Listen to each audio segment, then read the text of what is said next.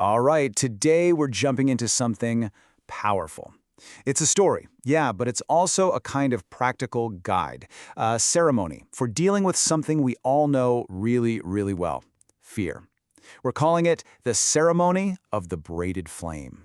You know how it starts? It's just a whisper, this sneaky little thought that can just show up out of nowhere, soft as a lie. It's not a shout, right? It just suggests. And what it's suggesting is that you should play small. I mean, have you ever heard a whisper like this? I bet you have.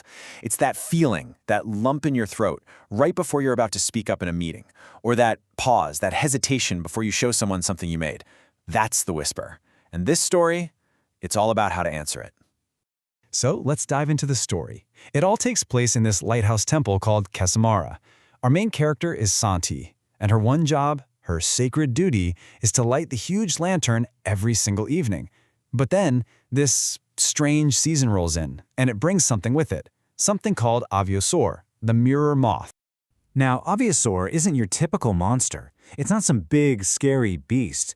It's got these wings like thin glass, and a voice that's more like a rumor you can't quite shake. It doesn't attack you, no. It just lands on you, and it whispers.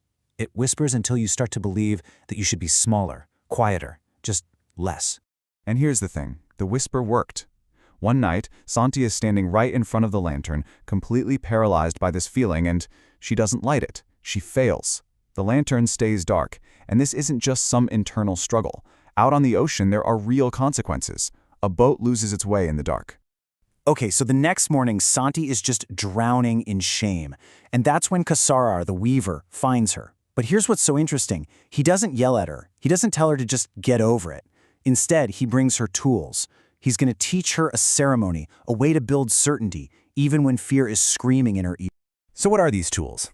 They're actually 3 simple sacred tokens, and each one stands for a key step in this whole process. First, you've got the stone, which is all about setting a boundary. Then there's the river cloth for actually dealing with the feeling itself. And finally, the flint, which is about making a choice. And holding this whole ceremony together is this vow spell. I'll read it. Na chia, na dorek, ned dor, na slamir, Kasorrar, na zolanar, which means, no, I remain. I do not dim. My flame will burn. My thread will braid. But listen, this isn't some magic spell to make fear vanish. That's the key. It's about refusing to obey the fear. It's you, declaring that you exist, period. So let's break this down. Let's walk through the now in 3 acts and see exactly how Saanti uses these tools to get her flame back. All right, Act 1, the boundary. It's evening again. Saanti's walking through the village, and sure enough, that Mirror-Moth lands on her cheek and starts in with the whispers. But this time is different. This time, she has the stone. And what does she do? She doesn't argue with it. She doesn't try to rationalize it away. She just puts her thumb on that stone in her pocket and says the words. Na chia, na dorek. The way it's described is just perfect. She speaks it like a door locking. It's just a flat-out refusal to negotiate her right to be there. Okay, so she makes it to the temple stairs, but now the fear gets physical. You know that feeling? Her hands start shaking, and this is where the second tool, the river cloth, comes into play. Kasorrar's advice here is so good. He says, let the fear be water. Just let it flow through you. Don't let it become a prophecy of what's going to happen.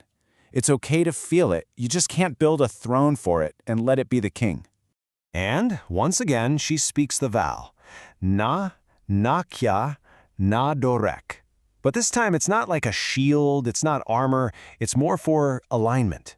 It's about finding her center while all that emotional chaos is still swirling around. It's a reminder of her why. And that brings us to Act 3, the choice. She's in the lantern chamber, it's the final showdown, and the Mirror-Moth is right there, perched on the glass, getting bolder. It hits her with its worst poison yet. Go on, light it. They'll all watch you fail. This is it, the moment of truth. And this is where Kasorrar's last piece of wisdom comes in, and man, this is a big one. He tells her, flame is not the mood. It's the act you do while the mood is loud. Think about that. Your purpose, your work, it doesn't require you to feel brave. It just requires you to act, even when the feeling of fear is at full volume. So Saanti grabs the flint. She strikes it, just one spark. And the fear fights back. You can feel the air get tight. That whisper from Aviasaur gets louder, almost desperate. But she does it again. Spark. And this time, the wick catches. The whole room just blooms with this warm, golden light. And all those illusions the moth was projecting, all those images of her failing, they suddenly look so flimsy, so cheap, in the real light of a promise she kept to herself.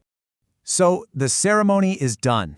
But the story isn't over, because this internal win now has an effect out in the real world. Remember that boat that was lost? Out on the water, they see the light? And the story makes this really beautiful point. The light wasn't a performance. Saanti wasn't putting on a show for anyone. It was a promise she made to herself, to her duty. And by keeping that promise, she ended up saving others. So, let's wrap this up. What's the big takeaway here? What's the core lesson from this whole ceremony? After all of that, the tools, the vows, the struggle, it really boils down to one incredibly powerful idea.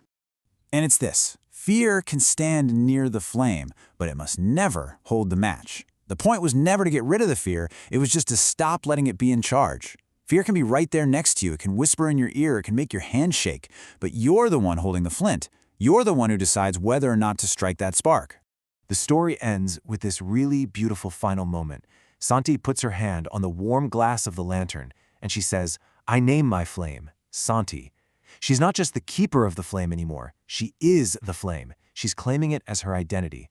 So that's the question I want to leave you with. That thing you protect, that duty you have, that work you're meant to do.